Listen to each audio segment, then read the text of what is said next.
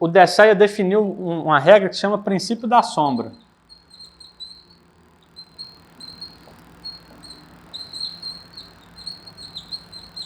O que isso quer dizer? Se eu já tenho um obstáculo aqui, eu não vou ter aeronave tripulada. É sinal que eu posso sobrevoar com o meu drone ao redor desse obstáculo sem comprometer a segurança do espaço aéreo. E qual que é esse volume? É um raio de 30 metros ao redor desse obstáculo, limitado a uma altura, aqui é a altura do prédio, até 5 metros acima. Ou seja, imagina a seguinte situação, aqui eu tenho o prédio. Imagina um copo ao redor desse prédio. Esse copo tem um raio de 30 metros e ele é 5 metros mais alto que esse prédio.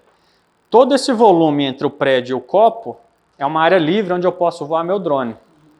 Para ficar mais fácil de entender aqui, ó. Então, se eu tiver um prédio de 70 metros, eu vou poder voar até 75 num raio de 70 metros ao redor dele. Ó, 30 metros ao redor dele, desculpa. Essa regra ela é preferencialmente válida se eu conseguir estar distante no mínimo 2 km de um aeroporto. Preferencialmente. Mas se eu não conseguir, por exemplo, preciso voar 600 metros do aeroporto, também é permitido. Exatamente. Essa regra só muda se eu tiver um heliponto no topo desse prédio. Se eu tiver um heliponto aqui no topo desse prédio, a única coisa que muda na regra é o seguinte: eu continuo tendo o raio de 30 ao redor, mas agora eu preciso respeitar um afastamento vertical de 30 metros em relação à superfície lá do heliponto.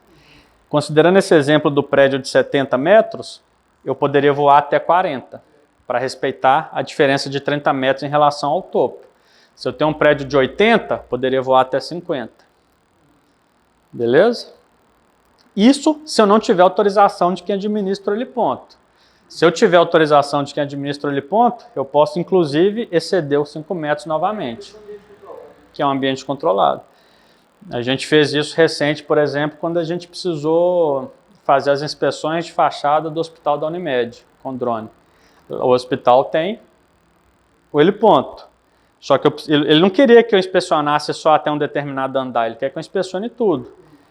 Então, o que a gente pediu para eles? Ó, uma autorização de quem administra o heliponto, nos permitindo realizar aquele voo. Então, ó, a Unimed, tal, CNPJ tal, representada pela sua gerência administrativa, declara que não possui objeção técnica para a operação de aeronave remotamente pilotada, ó, o RPA aqui, ó, cujo objetivo é a realização de inspeção das fachadas da edificação do hospital de pronto atendimento no endereço tal. Operação a ser realizada no horário tal, no dia tal. Caso haja alguma alteração operacional prevista, o administrador do heliponto deverá comunicar imediatamente ao operador aéreo. Caso haja alguma aproximação de aeronave tripulada, a operação não tripulada deverá ser interrompida imediatamente, até que novas condições de segurança sejam garantidas. Dados da aeronave, os códigos, está vendo? CISANT, igual a gente fez do seu. Código do piloto, que é o que a gente vai fazer daqui a pouco de vocês. O nome da empresa, canal de comunicação com os pilotos e canal de comunicação com o administrador do heliponto. Então, assim, se o risco é o heliponto e quem administra o heliponto te falou que você pode voar... O operador é aquele que eu coloquei no telefone? Não, é o que a gente vai fazer daqui a pouco, que é o do site Sarpas, onde a gente informa os voos. Ele seria o mais perto do que a tal da carteirinha do piloto de drone. Cada piloto recebe esse código de 4 letras. Então, aqui... devem ser preferencialmente, né, realizadas a mínimo 2 km, mas, se não for possível, entretanto, a fim de promover a sustentabilidade do setor, são autorizadas as operações que tenham distâncias menores também. A importância é a gente garantir que não vai extrapolar aquele limite ali de 30 metros ao redor e 5 metros acima. Beleza? Aqui é o exemplo do heliponto. Então, se eu tiver um prédio com heliponto de 120 metros, o máximo que eu vou poder voar é 90, para respeitar os 30 metros de separação. Se eu tiver autorização, por exemplo, nesse caso, pô, o cara me autorizou. Qual que é a altura máxima que eu poderia voar? O prédio tem 120 metros. Pode voar até não tem problema. Se você está autorizado, você não está decolando. Pois é. Você pode extrapolar em